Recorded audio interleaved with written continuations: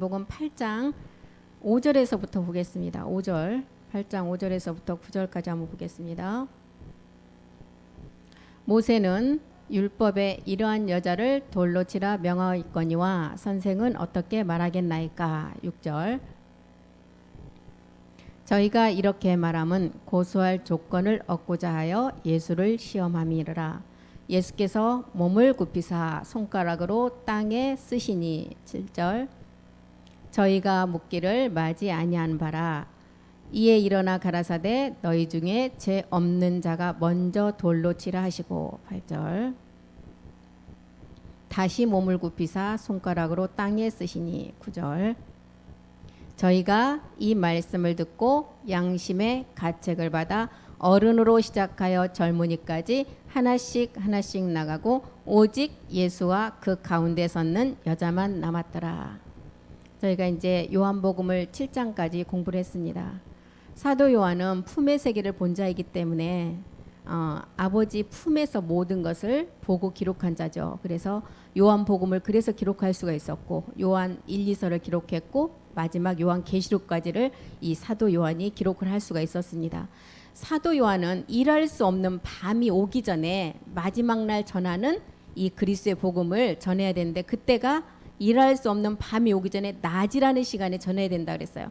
낮임에. 그래서 복음은 동방의 유다 지파로부터 시작을 해서 이방인의 구원이 먼저 시작이 되고 마지막 서방의 유대인이 이제 구원이 되고, 이 복음은 이제 북방 땅끝까지 천국 복음이 전해지면 이제 어떻게 된다 그랬어요? 끝이 온다 그랬잖아요.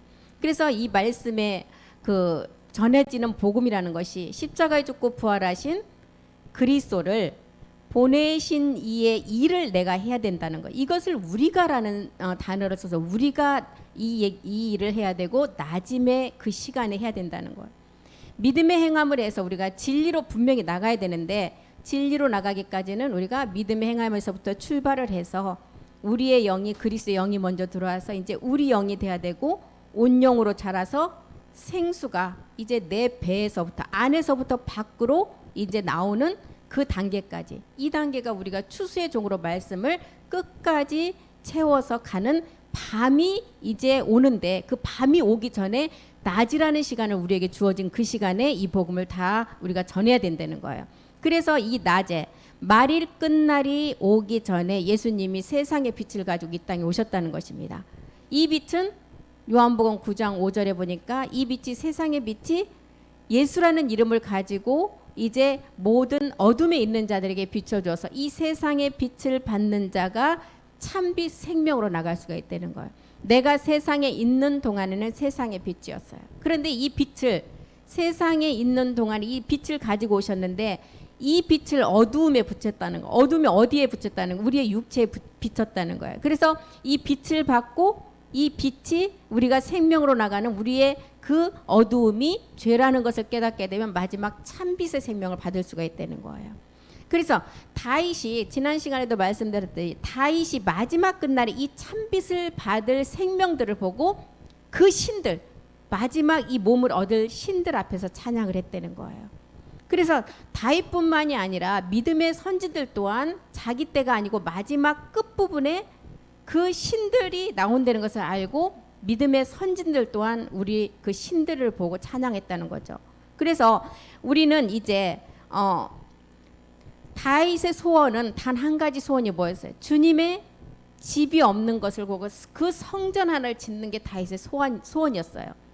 다윗은 성경에 보면 많은 죄를 지었어요. 우리에게 보여주는 그림자 세계에서 남편 있는 여자들만을 취했어요. 이게 결코 육적으로 보면은 남편 있는 여자들을 취했다는 게 육적으로 보면 아주 세상의 법에 적절치 않고 나쁜 의미지만, 영적의 세계에서 보면 많은 부인이 있는 여자들을 취했다는 것은 온 인류의 여자가 남편 그리스도 하나를 만나야만이 그 율법에 대한 죽임이 이루어지고 구원받는 상을 보여준 거예요, 다윗은. 그래서 다윗은 취한 여자마다 다 아내가 있었어요. 그 아내가 그 율법의 그 남편이 누구였어요? 그 율법의 남편이 우리의 육체를 우리에게 가르쳐주기 위함이죠. 그래서 많은 여자들을 취했다 그랬어요. 다윗은 온 인류의 여자가 한 분 그리스도를 만나야 구원을 얻을 수 있는 것을 보여준 거죠. 그래서 다윗은 많은 죄를 지었고 많은 사람을 죽여서 피를 흘렸지만 하나님 뭐라 그랬어요? 나의 합한 자라 그랬어요. 그래서 다윗이 자기 때에 그렇게 갈망하던 성전을 짓지 못하고 누구 때 져요? 자기 아들 솔로몬 때 최초의 성전을 짓죠. 그래서 다윗의 성전을 짓고 다윗의 소원은 이루어졌지만 다윗도 솔로몬도 나중에 깨닫고 보니까 그 성전은 하나님이 바라는 성전이 아니었다는 것을 알게 됐어요. 건물로 지어지는 성전에는 하나님이 계시지 않는다 그랬어요. 손으로 지은 성전에는 내가 거기에 있지 않다 그랬어요. 마지막 우리의 빛의 소재인 말씀으로 지어지는 몸된 성전에 내가 있겠다는 것을 다윗이 깨달았던 거죠. 그래서 다윗이 마지막 그것을 이룰 자들 신들 앞에서 찬양을 했다는 거예요. 그래서 전도서나 아가서나 시편 기록이 다윗이 기록한 이런 기록이 다 마지막 성전에 관한 기록이에요. 마지막 나오는 신의 아들들이 이 성전을 완성함을 알고 다윗이 기뻐서 기록한 내용들이 시편 기록도 그런 기록, 아가서도 그렇고 전도서도 이런 기록뿐이었다는 것입니다. 그래서 다윗은 사도행전 7장 46절을 보면 아들이 솔로몬이 이 성전을 최초로 성전을 지었는데 사도행전 7장 46절 이것 또한 하나님이 받지 않으시는 기쁨이 되지 않는 성전임을 알았다는 거예요.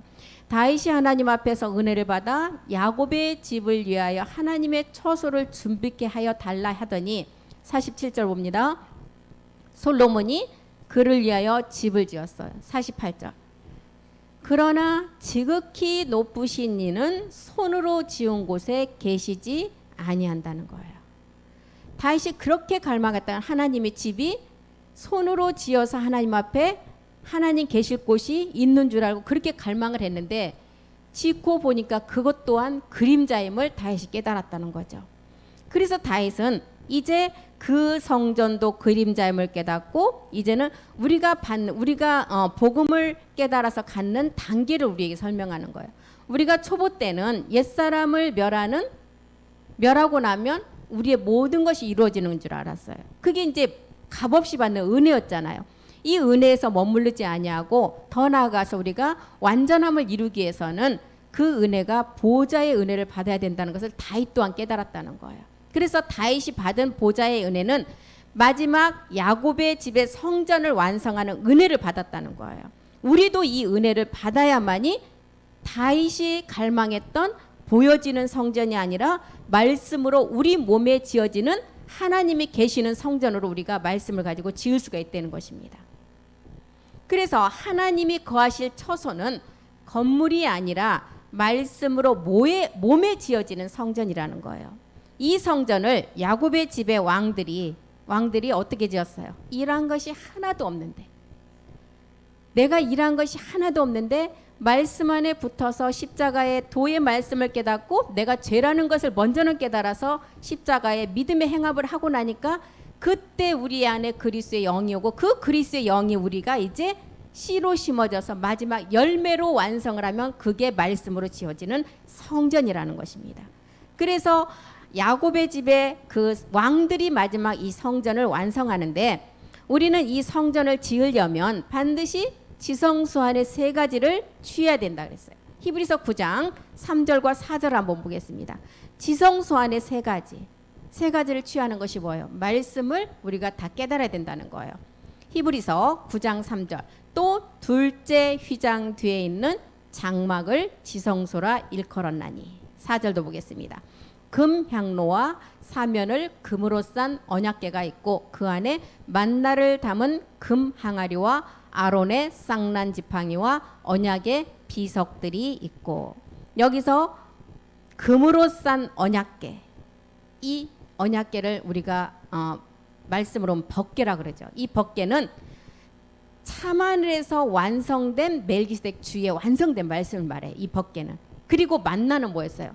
그 안에 만나가 있대. 그 안에 만나를 담은 금 항아리. 이 만나는 부활의 멜기세덱 몸이에요. 그리고 보니까 이제 금 항아리와 아론의 쌍난 지팡이와 언약의 비석들이 있었더라.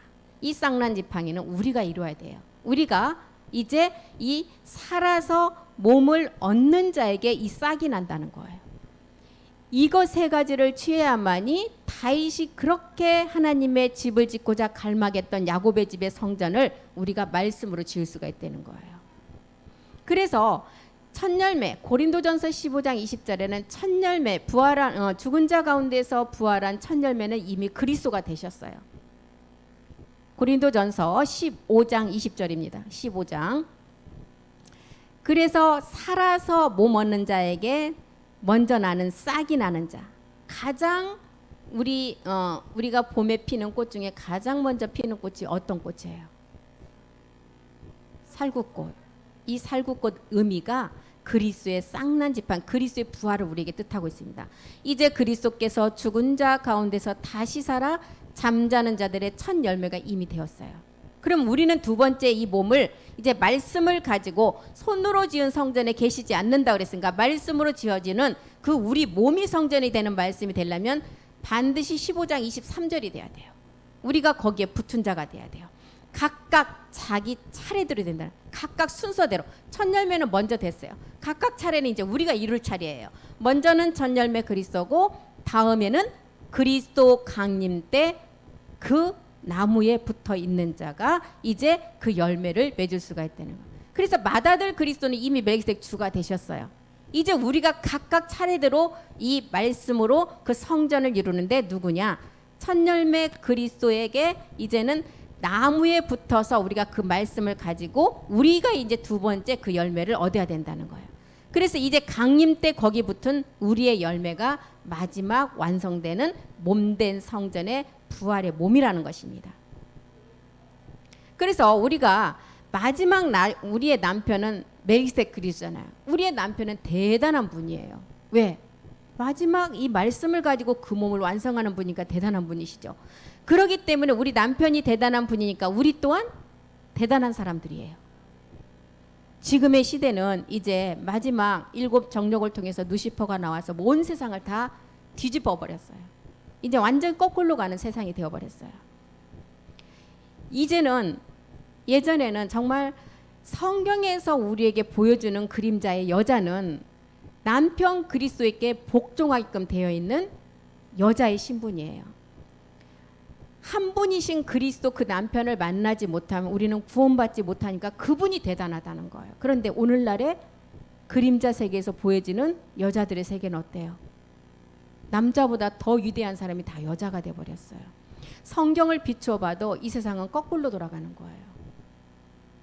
남편에게 무조건 복종하라는 것이 아니라 우리가 성경적, 영적으로 성경을 비추어서 보면 남편 그리스도 그분을 만나야 우리가 구원이 되기 때문에 그분에게 말씀에 복종하고 말씀으로 순종하라는 거예요. 그런데 이제 우리는 마지막 끝부분에 사는 하나님이 육체가 다 되어서 하나님이 이제 그 육체와 함께하지 않은 시대가 되어버렸어요.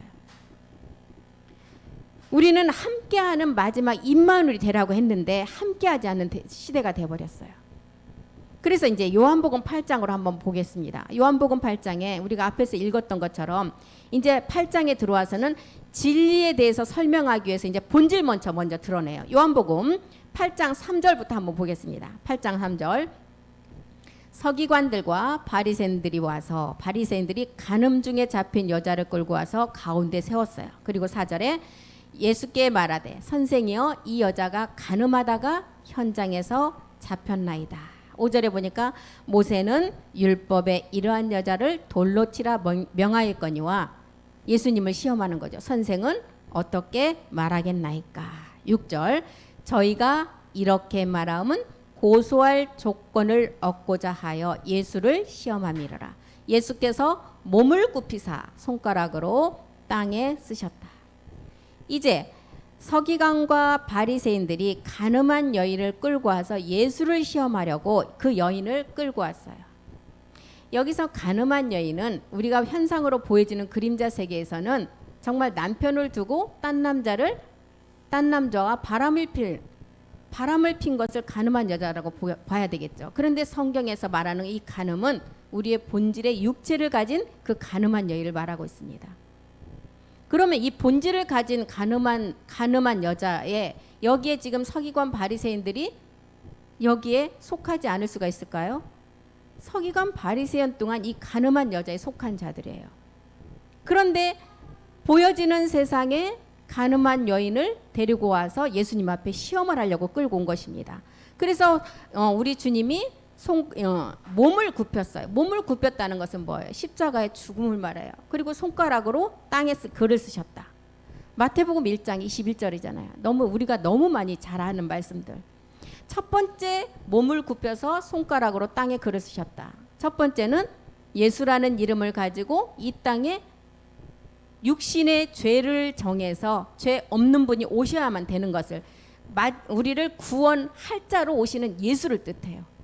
아들을 낳으리라, 그 이름은 예수라라. 이는 자기 백성을 저희 죄에서 구원할 자. 첫 번째 몸을 굽힌 이유가 십자가에서 우리 주님이 예수라는 이름을 가지고 십자가로 가지 않으면 안 됨을 우리에게 가르쳐주고 있어요.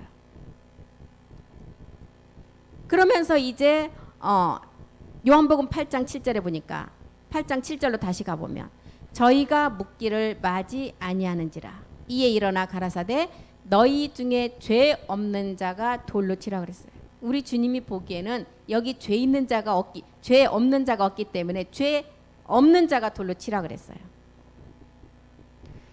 야고보서 2장 14절에 보면 가늠한 여인을 지금 끌고 왔을 때는 지금 보여지는 우리 그 가늠한 여자를 우리에게 설명하기 위함이 아닙니다. 야고보가 우리에게 가르쳐주는 의미도 내 형제들아 만일 사람이 믿음이 있노라 하고 행함이 없으면 무슨 이익이 있겠느냐, 그 믿음이 능히 너희를 구원할 수 있겠느냐 하고 물어요. 믿음에 행함이 없고 가늠한 여자처럼 그 죄를 가지고 있는 모든 인류가 가늠한 여자들을 끌고 왔지만 끌고 온 그 사람 안에도 이 가늠한 여자의 본질성을 다 가지고 있다는 거예요. 마가복음 16장 14절에도 우리 주님이 11 제자들에게 말씀을 전할 때, 말씀을 먹일 때, 그 후에 11 제자가 음식 먹을 때 예수께서 저에게 나타나사 저희의 믿음 없는 것과 마음이 완악한 것을 꾸짖었어요. 이는 자기의 살아난 것을 본 자들의 말을 믿지 않았다. 우리가 본질의 죄, 가늠한 여자처럼 모든 인류가 그 죄를 가지고 있는 이상 이제 그 하나님이신 예수님이 십자가에서 죽고 부활한 그것을 보여줘도 깨닫지도 못하고 믿지 않는다는 거예요. 그래서 첫 번째 우리가 해결할 문제가 어떤 거예요? 가늠한 여인처럼 주님 앞에 끌려왔을 때 모두가 죄인임을 알고 그 죄를 십자가에 못을 박아야 된다는 것입니다. 그래서 저희가 묻기를, 요한복음 8장 7절에 저희가 묻기를 맞이 아니하는지라 너희 중에 죄 없는 자가 먼저 돌로 치라는 거예요. 우리 모든 사람들이 본질의 죄를 깨닫지 못하기 때문에 마태복음 7장 3절에도 보면 형제의 눈 속에 있는 티는 잘 발견하는데 자기 눈 속에 있는 들보는 깨닫지 못한다는 거예요. 형제의 눈 속에 있는 티는 어떤 거예요? 가늠한 여자가 간음을 해서 현장에서 붙잡힌 그 티예요. 그런데 자기 눈에 있는 들보는 뭐예요? 본질성 우리의 옛사람을 말합니다. 자기가 본질의 그 죄를 가지고 남의 잘못만을 본다는 거예요. 자기 것 먼저 그 들보를 해야 되겠죠.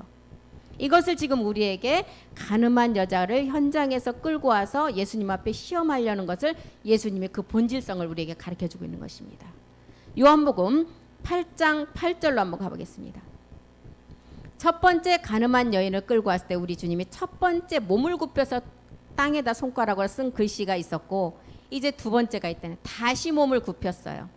우리가 예수를 알고 예수에서 머물러 있으면 내가 그인 줄을 알지 못하면 너희가 반드시 죄 가운데 죽는다 그랬어요. 예수를 알아서 거기에 머물러 있으면 절대 안 된다는 거예요. 예수를 알아서 십자가에 우리 주님이 몸들인 후 주와 그리스도가 됨을 알고 이제 다시 몸을 굽혔을 때 두 번째 쓰는 그 손가락을 통해서 우리가 영원히 우리 하나님과 함께하는 그 몸을 알아야 된다는 거예요. 그래서 다시 몸을 굽혀서 손가락으로 땅에 쓰셨어요. 두 번째 몸을 굽힌 거죠. 그러면 두 번째 몸 굽힌 것을 우리에게 뭘 보여주고 있어요? 말씀 수없이 들었잖아요. 이제는 우리가 가난의 7정욕을 멸할 것을 보여주는 것입니다. 그래야 우리 주님과 하나의 몸이 똑같은 유전자와 똑같은 몸을 가지고 영원히 임마누엘을 할 수 있는 몸이 된다는 거예요. 마태복음 1장 23절을 말하잖아요. 우리 주님과 영원히 임마누엘을 할 수 있는 두 번째 몸을 굽혀서 손가락으로 땅에 쓴 글씨. 보라 처녀가 잉태하여 아들을 낳을 것이요 그 이름은 임마누엘이라. 임마누엘을 번역하니까 이제 하나님이 우리와 함께 계신다. 우리가 하나님과 함께 계시려면 하나님과 똑같은 몸이 돼야 되잖아요. 이것을 지금 두 번째 가늠한 여인을 끌고 왔을 때 첫 번째를 보여주시고 두 번째 몸을 굽혀서 손가락으로 땅에 썼다는 거예요. 그리고 이제 요한복음 8장 9절로 가보겠습니다. 8장 9절. 이렇게 두 번째까지 쓰고 나서 저희가 거기 있는 모든 사람들이 말씀을 듣고 양심의 가책을 받아 어른으로부터 시작하여 젊은이까지 하나씩 하나씩 다 가고 오직 주님하고 그 가늠한 여인만 남았다는 거예요. 양심의 가책을 받는다. 양심의 가책을 받는 것은 받아야 하는 사람이 선한 양심을 가진 자가 하나님을 쫓아간다 그랬어요. 베드로전서 3장 21절 보겠습니다. 양심의 가책을 받는 자는 그러면 복음을 들을 가능성이 있는 거죠. 베드로전서 3장 21절 보겠습니다. 물은 예수 그리스도의 부활하심으로 말미암아 이제 너희를 구원하는 표다. 그리고 세례다. 육체의 더러운 것을 제하여 버림이 아니고 오직 선한 양심이 하나님을 향하여 찾아가는 것이다. 그래서 물 세례를 알았다면 반드시 성령 세례를 알고 죄를 깨달아서 그리스도 세례가 이루어져야 된다는 거예요. 그래야만이 선한 양심이 하나님을 향하여 쫓아갈 수가 있다는 것입니다. 양심을 가책을 받고 이제 다 가고 그 여인과 우리 주님만 남았다는 그 주님, 여기서 그 여인과 우리 주님 예수만 남았더라. 이 예수가 누구예요? 마지막 남자 그리스도잖아요. 이분을 만나야만이 우리가 구원을 얻을 수가 있다는 거예요. 그리고 이 여자는 모든 인류의 여자를 지칭하는 거예요. 이 여자가 이제 양심의 가책을 받아서 십자가 가서 우리의 옛사람을 멸하고 그리스도 영이 오고 마지막 임마누엘 하는 단계까지 가야 된다는 것입니다. 그래서 주님의 나라는 여자가 남자의 생명을 받아 남자가 먼저 돼야 돼요. 그렇기 때문에 주님의 나라는 여자가 없다는 거예요. 그래서 다 아들들이고 형제라는 단어를 쓰게 되는 것입니다. 요한복음 8장 10절로 한번 가보겠습니다. 요한복음 8장 10절. 이제 다 양심의 가책을 받아 다 나가고 그 여인과 우리 주님만 남았죠. 예수께서 일어나사 여자 외에 아무도 없는 것을 보시고 이르시되 여자여 너를 고소하던 그들이 어디 있느냐. 너를 정죄한 자가 없다는 거예요. 이 여인을 정죄할 자가 양심의 가책을 받아 다 가고 나니까 아무도 이 죄를 가지고 있는 자는 이 여자를 정죄할 수가 없다는 거예요. 자기도 똑같은 죄를 가지고 있기 때문에. 누가복음 5장 32절 보겠습니다. 너희를 이제 정죄할 자가 없다. 내가 의인을 부르러 온 것이 아닌다는 거예요. 우리 주님은 내가 의인을 부르러 온 것이 아니라 죄인을 불러서 회개시키고 마지막 영원히 임마누엘에서 할 수 있는 그 몸을 우리에게 주시기 위함이라는 거예요. 그래서 이제 예수께서 일어나서 여자 외에 아무것도 없는 것을 보시고 이제 정죄할 자가 아무도 없다. 그러면서 이 여인에게 뭐라 그래요? 요한복음 8장 11절에 이제 가서 다시는 죄를 범치 말라. 이 말이 무슨 말이에요? 이제 너도 반드시 십자가에서 옛사람을 멸하고 이제 어떻게 하라는 거예요? 마지막 임마누엘 하는 단계까지 가라는 거예요. 그래서 우리 주님이 첫 번째 몸을 굽혀서 땅에 글씨를 쓰는 것을 보여주시고 두 번째 몸을 굽혀서 땅에 그 다음에 글씨를 써서 그것을 보여주는 것입니다. 대답하여 주여 없나이다. 예수께서 가라사대 나도 너를 정죄하지 아니하노니 가서 다시는 죄를 범치 말라 하시니라. 나도 너를 정죄하지 아니한다. 주님이 아무든지 나를 따라오려거든 자기를 부인하는 게 뭐예요? 우리의 옛사람을 십자가에 못 박고 자기를 부인하고 그 십자가를 지라고 했어요. 십자가를 통해서 우리가 왜 그럴까요? 십자가를 통해야만 우리가 어둠에서 벗어날 수가 있기 때문에. 사도행전 26장 18절에도 바울이 우리 가운데 알려주는 내용도 그렇잖아요. 내가 왜 이 복음을 증거하느냐? 너희를 어둠에서 빛으로, 사단에게서 하나님께로 제사함을 얻어서 거룩함에 이르게 하기 위함이라는 거. 그 다음에 우리에게 주시는 것이 기업을 얻게 한다는 거예요. 사도 바울도 이 기록을 했습니다. 그 눈을 뜨게 하고, 소경인 눈을 뜨게 하고, 어둠에서 빛으로, 사단의 권세에서 하나님께로 돌아가게 하고, 제사함과 나를 믿고 거룩해 된 무리 가운데서 마지막 기업을 얻게 한다는 거예요. 이 기업이 마지막 우리가 하나님과 두 번째 우리 주님이 땅에 글씨를 쓴 임마누엘 할 수 있는 몸이죠. 이 기업을 얻게 하신다는 거예요. 그래서 우리가 어둠에서 벗는 길은 십자가를 가지 않고는 벗을 수가 없다는 것을 가르쳐 주는 거죠. 그래서 자기 십자가를 지고 자기를 부인하고 그 다음에 십자가를 지고 나를 따르라는 거예요. 바울은 예수의 죽음과 부활만은 증거한 자예요. 바울이 그렇게 학식이 많은 자였지만 자기가 십자가에 못 박은 그 주님을 만나고 나서 자기가 가진 지식이 아무것도 소용이 없다는 것을 알았어요. 다 배설물로 여겼다는 거예요. 그리고 날마다 십자가만을 자랑했다는 것입니다. 주님은 우리에게 다시는 죄를 짓지 않을 능력을 주시고 그 여인에게 뭐라 그래요? 다시는 죄를 짓지 말라고 하셨잖아요. 그 능력 주시는 게 뭐예요? 십자가에 도라는 거예요. 고전 1장 18절. 구원을 얻은 우리에게는 그 십자가가 하나님의 능력이 된다는 거예요. 그래서 그 여인에게 다시는 이제 네가 죄를 짓지 마라. 십자가의 도가 멸망하는 자들에게는 미련한 것이지만 구원을 얻는 우리에게는 하나님의 능력이 된다는 거예요. 그래서 우리가 어둠을 벗을 수 있는 것은 십자가로 가지 않고서는 벗지 못한다는 것을 가르쳐주고 있는 것입니다. 요한복음 8장 12절도 한번 보겠습니다. 주님이 이 말씀을 주시고 이제 나는 세상의 빛이라는 거예요. 율법 아래 예수라는 이름을 가지고 온 나는 이제 세상의 빛이다. 나를 따르는 자는 어둠에 다니지 아니하고 생명의 빛을 받을 수가 있다는 거예요. 그리스도를 통해서 이제 완전한 생명으로 나갈 수가 있다는 거죠. 그래서 빛에는 두 가지가 있잖아요. 첫 번째 세상의 빛은 육체다. 그 우리 주님이 이 세상의 빛을 가지고 어둠에 비쳤어요. 육체에 비쳤다는 거예요. 이 육체가 가늠한 현장에서 잡힌 가늠한 여인처럼 그 죄 본질의 죄를 십자가에 먼저 멸해야만이 세상의 빛이 참빛으로 갈 수가 있다는 거예요. 그리고 세상의 빛이 육체를 십자가에 가늠한 여인이 돼서 멸하고 나면 우리에게 생명의 빛이 된다는 것입니다. 이 빛 가운데 마지막 계시록 사도 요한은 그래서 이 빛이 계시록 21장 24절에 뭐라 그래요? 우리가 마지막 이 빛 가운데로 간 만국이 빛 가운데로 다니게 되고 땅의 왕들 21장 24절이요. 땅의 왕들이 마지막 우리 각자의 영광을 가지고 그 빛 안으로 들어간다는 거예요. 만국이 그 빛 가운데로 다니고 이 빛의 세계예요. 세상의 빛을 받아서 생명으로 나가는 자가 만국이 빛 가운데로 다니고 땅의 왕들이 자기 영광을 가지고 그리로 들어간다는 거예요.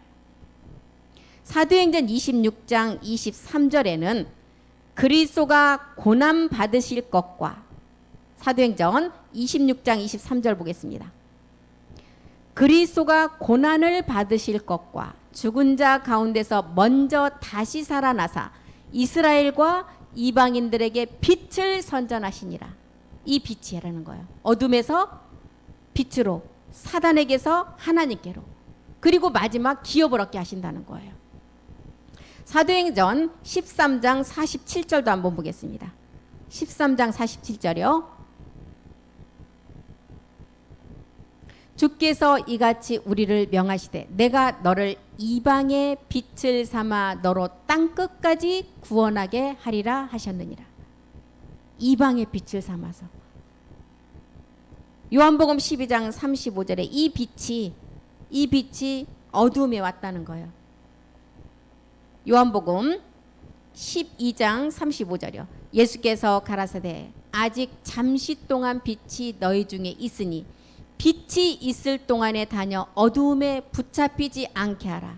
어둠에 다니는 자는 그 가는 바를 알지 못하느니라. 이 빛으로 어둠에 붙잡히지 않도록 그 빛이 우리를 인도한다는 거예요. 이 빛이 어떤 빛이죠? 첫 번째는 세상의 빛으로 오신 예수님을 알아서 우리가 믿음의 행함을 하고 나니까 그리스도의 그 영이 와서 마지막 생명의 빛, 마지막 우리가 이 빛을 통해서 빛 가운데로 가는 기업을 얻는 자가 된다는 거예요. 요한복음 12장 46절도 보겠습니다. 46절. 나는 빛으로 세상에 왔나니 무릇 나를 믿는 자는 어둠에 거하지 않게 하려 함이라는 거예요. 이 빛의 세계예요. 그리고 이제 이 빛을 깨달았다면 요한복음 8장 21절에 뭐래요? 다시 내가 너희에게 말한다. 내가 간다. 너희가 나를 찾다가 너희 가운데서 죽겠고 나의 가는 곳에 너희가 오지 못한다는 거예요. 우리 주님이 이제 가신다는 거예요. 어디로요? 처소를 예비하러. 그래서 처소를 예비하러 가는데 예수 아래, 너희가 예수 아래 머물러 있으면 예수가 그리스도이심을 깨닫지 못하면 나 있는 곳에 영원히 임마누엘 할 수 없다는 거예요. 내가 가리니 어디로 간다? 아버지께 간다는 거야. 아버지의 집을 완성하기 위해서. 너희가 나라는 예수를 찾다가는 아버지께 오지 못한다는 거예요. 요한복음 8장 23절 보겠습니다. 예수께서 가라사대 너희는 아래서 났고 나는 위에서 났으며 너희는 이 세상에 속하였고 나는 이 세상에 속하지 아니었다는 거예요. 이 세상에 우리는 이 아래서 났고 땅에 속한 자였지만 세상의 빛이 어두운 곳에 비춰주었을 때 그 빛을 받는 자가 이제 아래서 났지만 땅의 생명으로 우리도 땅으로 올라갈 수가 있다는 거예요. 요한일서 4장 5절 보겠습니다. 나는 위에서 났고 너희는 세상에 속하였고 저희는 세상에 속한 고로 세상에 속한 말을 하고 세상이 저희 말을 듣느니라. 세상에 속한 자는 세상에 있는 말만 듣고 세상에 속해서 살아간다는 거예요. 야고보서 3장 17절도 한번 보겠습니다. 야고보서 3장 17절. 야고보서 3장 17절. 오직 이로부터 난 지혜는 첫째 성결하고 다음에 화평하고 관용하고 양순하고 긍휼과 선한 열매가 가득하고 그 다음에 편법과 거짓이 없다는 거예요. 이로부터 난 지혜. 하늘로부터 온 지혜죠. 빌립보서 3장 19절도 한번 보겠습니다. 땅의 일은 어떤 일인지 보겠습니다. 위에서 난 자는 마지막 화평이에요. 땅의 일은 저희의 마침은 멸망이요 저희의 신은 배요 그 영광은 저희의 부끄러움에 있고 땅의 일을 생각지 않는다. 땅의 마지막은 사망이라는 거예요. 마침은 멸망이라는 거예요. 나는 그래서 우리 주님 뭐래요? 나는 이 세상에 속하지 아니했다. 이 말씀을 고린도전서에 바울이 기록한 내용도 똑같죠. 고린도전서 15장 45절부터 한번 보겠습니다. 45절을 먼저 딱 얘기를 해주고 땅의 일과 하늘의 일을 구분을 해주고 그 다음부터 이제 50절까지 가죠. 기록된 바 첫사람 아담은 생혼이고 마지막 아담은 살려주는 영이라는 거예요.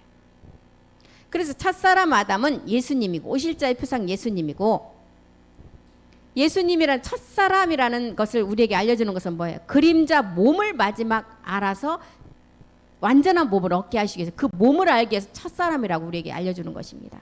이 몸은 창세기 2장 7절을 본뜬 몸이죠. 창세기 2장 7절의 몸이에요. 그리고 마지막 아담은 신령한 몸을 말하죠. 그리고 살려주는 영이라는 거예요. 이 몸은 창세기 1장 26절과 27절이 우리의 본질이죠.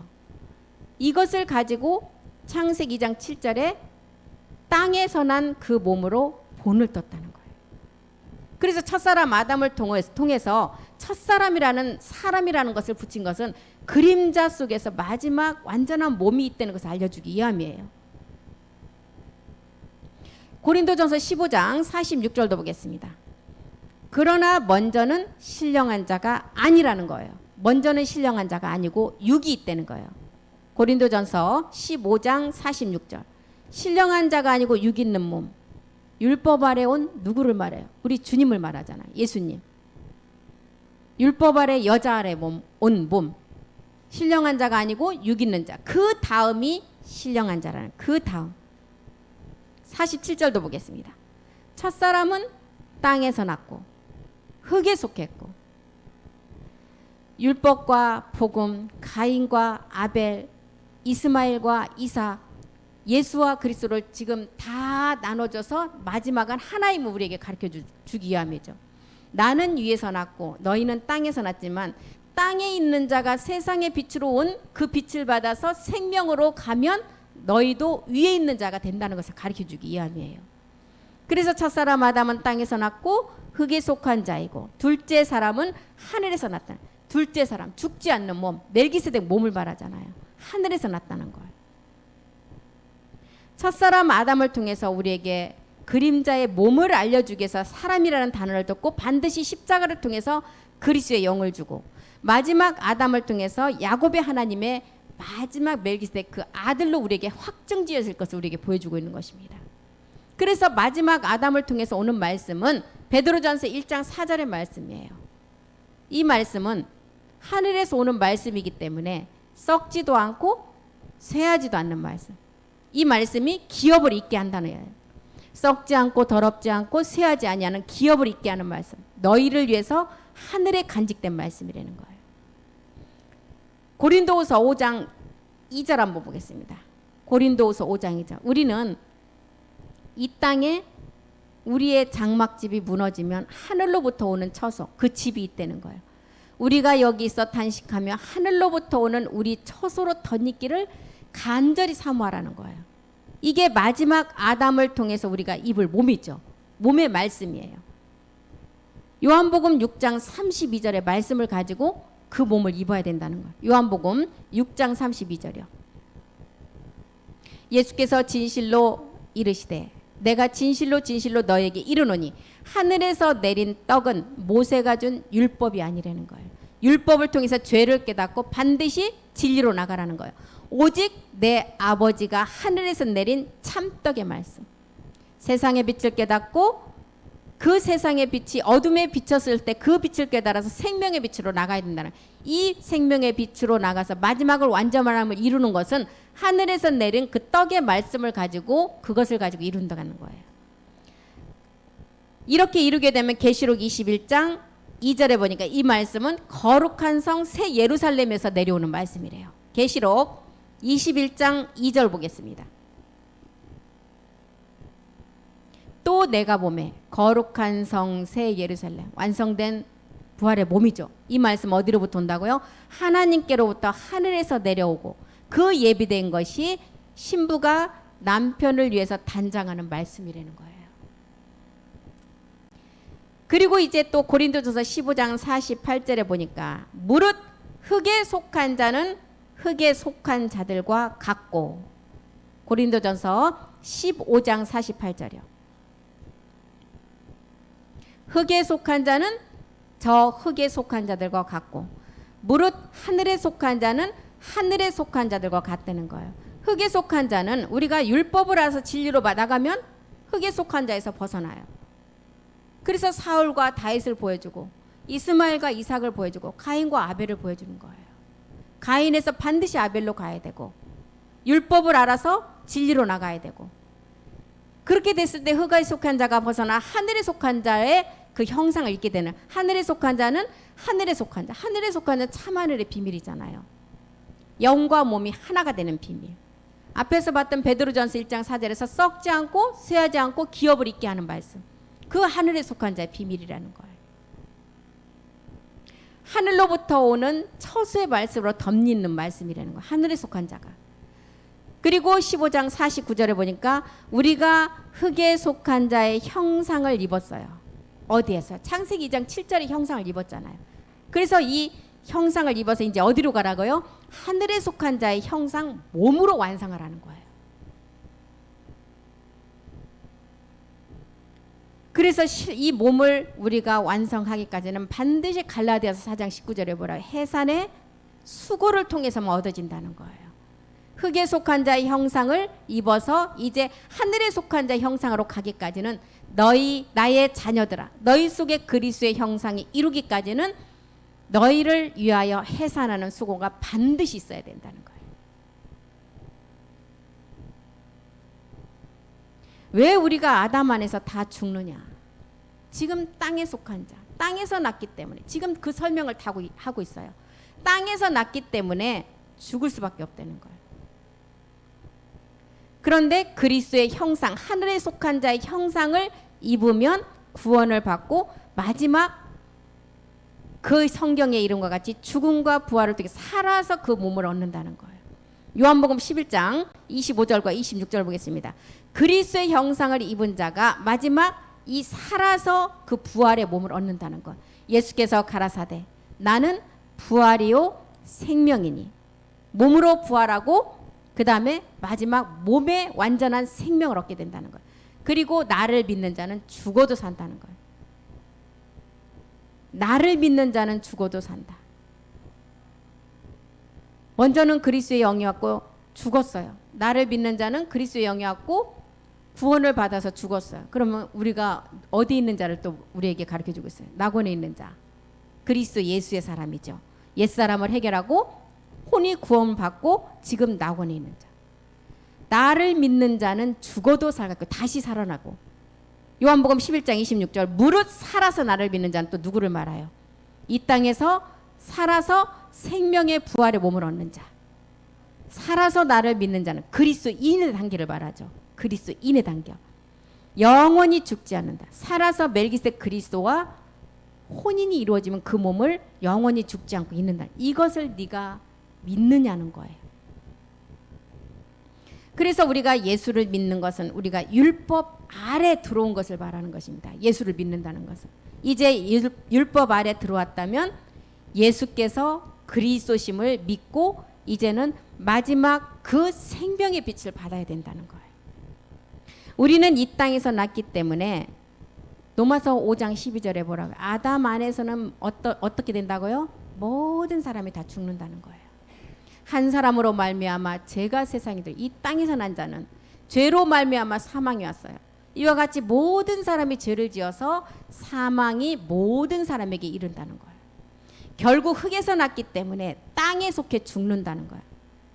그래서 내가 너에게 말한다. 내가 이제는 예수인 내가 아버지께 가는데 내가 예수라는 사람이 그리스도심을 알지 못하면 너희가 이 땅에 난 자로서 죄 가운데 죽게 된다는 거예요. 내가 그인 줄을 믿어야 된다는 거예요. 그래야만이 너희가 죄 가운데서 벗어나서 마지막 살아서 마지막 그 부활의 몸을 얻을 수가 있다는 거예요.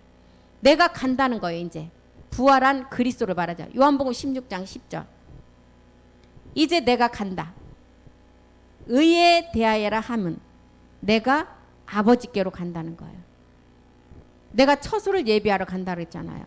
내가 아버지께로 가나니 너희가 다시 나를 보지 못한다는 거예요. 아버지께 가기 때문에 보지 못하지만 잠깐 후에 다시 너를 본다. 그때는 우리의 몸이 어떤 몸이었을 때 볼 수가 있어요. 두 번째 우리 주님이 강림할 때 죄가 하나도 없는 몸이 됐을 때는 다시 볼 수가 있다는 거예요. 그래서 의에 대하여라 함은 내가 아버지께로 가니 너희가 다시 나를 보지 못하며 이제 부활한 그리스도 그를 믿는 이제 믿음의 그 의의 문제가 해결돼야만이 이제 마지막 임마누엘 할 수 있는 그 몸이 되어서 너희와 함께 할 수가 있다는 거예요. 16장 11절도 보겠습니다. 심판에 대하여라 함은 이 세상 임금이 심판을 받았습니다. 우리는 십자가의 죽음과 부활 후에 이제 용의 심판이 아니라 이제 심판은 어떤 심판이 남아있어요? 마지막 이제 우리가 완전한 몸을 얻고 누시퍼에 대한 심판이 남아있죠. 그 심판까지 우리가 다 이제 멸해야 된다는 것입니다. 그래서 십자가를 알아야만이 우리가 땅에서 난 것을 알 수가 있고 위에 있는 세계가 어떤 세계를 알 수가 있다는 거예요. 왜 주님이 십자가에 그 주님이 인자가 뱀을 든 것 같이 십자가에 못 박혀야 된다는 것을 우리는 이 뜻을 알 수가 있죠.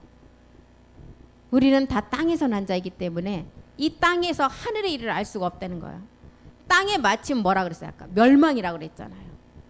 땅에 속한 자가 이제 세상의 빛으로 오신 그 빛을 알아서 생명의 빛으로 반드시 나가야만이 영원히 임마누엘 할 수 있는 그 몸을 우리도 얻을 수가 있다는 것입니다. 요한복음 18장 이제 36절에 가서 우리 주님이 뭐라 그래요? 예수께서 자기를 믿은 유대인들에게 하는 말씀이 있었죠. 너희가 내 말에 거하면 내 제자가 된다. 예수께서 대답하시되 내 나라는 이 세상에 속한 것이 아니고 만일 내 나라가 이 세상에 속한 것이었다면 내 종들이 나로 유대인들에게 넘기지 아니했을 것이다. 이제 내 나라는 땅에 속한 이 나라가 아니라 진리에 속한 나라라는 거예요. 37절도 보겠습니다. 빌라도가 가로되 그러면 네가 왕이 아니냐? 예수께서 대답 내가 왕이다. 그런데 왕인데 이 땅의 왕이 아니라는 거예요. 이를 위하여 세상에 왔고 진리에 대하여 증거하러 왔다는 것입니다. 진리에 속한 자만이 내 말을 들을 수가 있다는 거예요.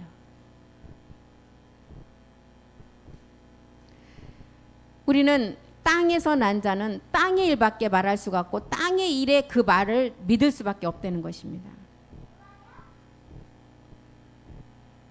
우리가 진짜 예수를 알아서 예수라는 이름이 이 땅에 붙여진 이름이기 때문에 반드시 예수는 십자가로 가야 된다는 것입니다. 십자가에 가지 않으면 우리가 두 번째 우리 주님이 땅에 몸을 굽혀서 쓴 두 번째 글씨가 있었듯이 첫 번째 예수라는 이름이 십자가에서 그 죽어줘야만이 두 번째 임마누엘 할 수 있는 그 몸으로 나갈 수가 있다는 거예요. 그래서 우리 주님이 나는 이 땅에 속한 왕이 아니다. 나는 진리에 속한 나라의 왕이라는 거예요. 요한복음 8장 34절에 보면 하늘에 속한 자의 형상과 땅에 속한 자의 형상을 다 말해주고 이것은 십자가의 죽음과 부활을 통해서만 이것은 땅에 속한 자가 하늘에 속한 자의 형상을 입을 수가 있다는 거예요. 그리고 죄를 범하는 자는 다 죄의 종이라는 것을 가르쳐주죠. 예수께서 대답하시되 진실로 진실로 너에게 이르노니 죄를 범하는 자마다 죄의 종이다. 죄의 몸을 가지고 있으면 죄를 범할 수밖에 없어요. 그렇기 때문에 죄의 종이 될 수밖에 없죠. 8장 31절도 보겠습니다. 8장 31절. 그러므로 예수께서 자기를 믿은 유대인들에게 이르시되 너희가 내 말에 거해야만이 내 참 제자가 될 수 있다는 것. 제자는 십자가의 도만 알아서는 제자라고 할 수 없다 그랬습니다. 제자는 두 가지를 다 알아야 된다 그랬어요. 첫 번째 우리 주님이 첫 번째 몸을 굽힌 땅에 쓴 글씨를 알아야 되고 두 번째 몸을 굽혀서 쓴 임마누엘의 뜻을 알아야 제자가 된다는 거예요.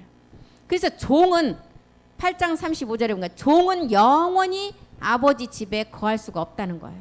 종은 영원히 집에 거하지 못하나니 아들만 영원히 거할 수가 있다는 거예요. 그러므로 아들이 너희를 자유케 하면 너희가 참으로 자유하려면 너희가 죄의 종으로부터 벗어나야 된다는 거예요. 8장 36절 보겠습니다. 그러므로 아들이 너희를 자유케 하면 너희가 참으로 자유하게 된다는 거예요. 인자를 십자가에서 둔 후에 자유케 된 것처럼 그 진리는 그리스도 안에 있다는 거예요. 예수님 안에 은혜와 진리가 있었고 우리는 은혜를 통해서 십자가를 깨닫고 우리의 옛사람을 십자가에서 몹을 받고 나면 죄를 사하는 은혜가 우리에게 선물로 주어지고 그 다음에는 이제 죄에서 자유케 되면 마지막 진리를 완성해야 된다는 거예요. 그래야만이 그 아들이 너희를 자유케 하고 너희가 참으로 자유해진다는 것입니다. 요한복음 8장 40절 보겠습니다. 십자가의 죽음을 통해서 그리스도가 되셨고 그 죽음을 통해서 그리스도가 된 것이 성경은 진리라고 했는데 죄를 범하는 자마다 죄의 종이라고 하니까 이제 40절에 뭐라 그래요? 예수님을 믿은 그 자들이 뭐라 그래요? 지금 하나님께 들은 진리를 너희에게 말한 사람이 나를 죽이려 하는도다. 아브라함은 이렇게 하지 아니했다는 거예요. 아브라함의 자손이기 때문에 자기들도 죄의 종이 아니라는 것입니다. 진리를 정하니까 바로 마귀의 정체를 드러내는 거죠. 마귀는 진리를 드러내야만이 정체가 드러나요. 그래서 십자가의 도가 전해지지 않으면 절대로 마귀의 정체가 드러나지 않는다는 것입니다. 십자가의 도가 전해져야만이 마귀의 정체가 드러나서 참인지 거짓인지를 우리가 분별할 수가 있다는 거예요. 그래서 이 말을 하니까 아브라함은 이렇게 하지 않았다고 하니까 우리 주님이 뭐라 그래요? 요한복음 8장 44절에 너희는 너희 아비가 마귀라는 거예요. 너희는 너희 아비 마귀에게서 났고 너희 아비의 욕심을 너희도 행하고자 하느니라. 저는 처음부터 살인한 자요 진리가 그 속에 없으므로 진리에 서지 못하고 거짓을 말할 때마다 제 것으로 말하나니 이는 저가 거짓말하는 것이고 너희 아비가 저희가 거짓의 아비가 되었다는 거예요. 제 아비, 죄 아비 우리는 누시퍼까지 이제는 말씀을 통해서 다 알았습니다. 누시퍼를 깨달아야만이 우리가 선악을 분별할 수가 있다 그랬어요. 지각을 사용할 수가 있다 그랬어요. 선과 악을 분별하려면 우리는 십자가의 도의 말씀에서 머물러 있으면 안 된다는 것입니다. 주님이 너희는 너희 아비 마귀의 형상을 행하는도라고 말하잖아요. 우리 아버지는 한 분 하나님이십니다. 너희가 율법을 통해서 죄를 깨닫고 진리로 나갔다면 너희는 진리만을 말할 것이고 하늘의 말을 할 수가 있는데 땅에 속해서 그것을 깨닫지 못하니까 너희 아비가 행하는 그 마귀의 일을 그대로 행한다는 거예요. 너희가 믿는 하나님이 요한복음 8장 44절은 뭐라 그래요? 마귀라는 거예요. 한 분 하나님인 그리스도를 통해서 마지막 메시지 주가 되지 아니하고 하나님이 너희 아비는 마귀라고 하는 것은 땅의 것을 해결하지 못한 상태에서 그 말씀을 진리를 말할 때 그 말씀을 알아듣지 못하니까 너희 아비는 마귀라고 하는 것입니다. 요한복음 8장 41절에 너희는 너희 아비의 행사를 하는도다. 너희가 음란한 데서 나지 아니었고 아버지는 한 분이시고 곧 하나님이시라는 거예요. 너희 아비의 행사는 어떤 일만 해요? 마귀가 주관하는 마귀의 일만 한다는 거예요. 음란한 일만 한다는 거예요. 그런데 우리 참 하나님의 한 분이심은 음란한 데서 나지 않았기 때문에 오직 하늘의 일만을 하시고 하늘의 말만을 하신다는 거예요. 그러니 하늘의 말을 하니 이 땅에 속한 자가 그 말을 알아들을 수가 없는 거죠. 8장 42절도 보겠습니다. 예수께서 가라사대 하나님이 너희 아버지였으면 너희가 나를 사랑하였었고 내가 하나님께로 나서 왔음이라. 나는 스스로 온 것이 아니라 아버지께서 나를 보내신 것이니라. 43절도 보겠습니다. 어찌하여 내 말을 깨닫지 못하느냐. 이는 내 말을 들을 줄 알지 못함이라고 하는 것입니다. 진리를 전하면 이렇게 마귀와 진리에 속한 자가 구분이 된다는 거예요. 거짓말을 말할 때 제 것으로 말한다는 거예요. 마귀일 것을 가지고 말한다는 거예요. 그래서 거짓말쟁이고 너희 아비가 마귀라고 말하는 것입니다. 내가 진리를 말하는데 너희가 나를 믿지 않는다는 거예요. 하나님의 자녀는 이 진리를 전하면 믿게끔 되어 있습니다. 그래서 우리는 정말 세상의 빛을 가지고 어둠에 비쳤을 때 그 빛이 마지막 생명의 빛으로 깨닫고 참빛을 알아야 된다는 거예요. 그래야만이 우리 주님이 오늘 요한복음 8장에 나온 요지가 뭐였어요? 간음한 여인 본질적인 모든 인류의 그 여자들을 끌고 왔을 때 죄 없는 자가 돌로 치라고 했을 때 죄 없는 자가 없기 때문에 다 가고 없었다는 거예요. 그리고 그 여자와 우리 주님만 남았다는 것입니다. 온 인류의 여자가 그 주님, 남은 그 주님 그리스도를 만나서 그 그리스도 신랑을 만나야만이 구원을 이룰 수가 있기 때문에 우리는 하늘에 속한 자의 그 말을 우리가 믿고 따라가려면 땅의 것을 반드시 해결해야 된다는 것입니다. 요한복음 8장에 진리를 드러내기 위해서 본질의 것을 드러내서 우리에게 구분시켜주고 그 기록을 한 것입니다. 그래서 오늘은 여기까지 하고 다음 시간에 이제 요한복음 9장으로 넘어가겠습니다. 기도하겠습니다. 사랑의 하나님 고맙고 감사드립니다. 십자가의 도가 드러나야만이 마귀에 속한 자와 진리에 속한 자가 드러나고 우리는 거짓에 속한 자와 참에 속한 자를 구분할 수가 있다고 그랬습니다. 거짓에 속한 자는 그 아비의 것을 가지고 하기 때문에 거짓만을 말할 수밖에 없고 진리에 속한 자는 하늘의 것으로 말하기 때문에 그 하늘의 말을 우리 그 알아듣는 자는 진리에 속한 자라고 하셨습니다. 오늘 또 남은 한 시간 우리가 마지막 그 몸된 성전의 말씀은 우리가 생명으로 하나하나 생명으로 지어가야 될 것입니다. 오늘 또 그 말씀이 살아서 우리 육의 신비에 새겨져서 그 말씀이 온전함으로 거룩함으로 이루어가기를 간절히 소망합니다. 주님께서 우리를 함께 해주셔서 우리를 생명의 말씀으로 인도하여 주시옵소서. 모든 말씀 우리 주 예수 그리스도의 이름으로 기도드립니다. 아멘. 수고하셨습니다.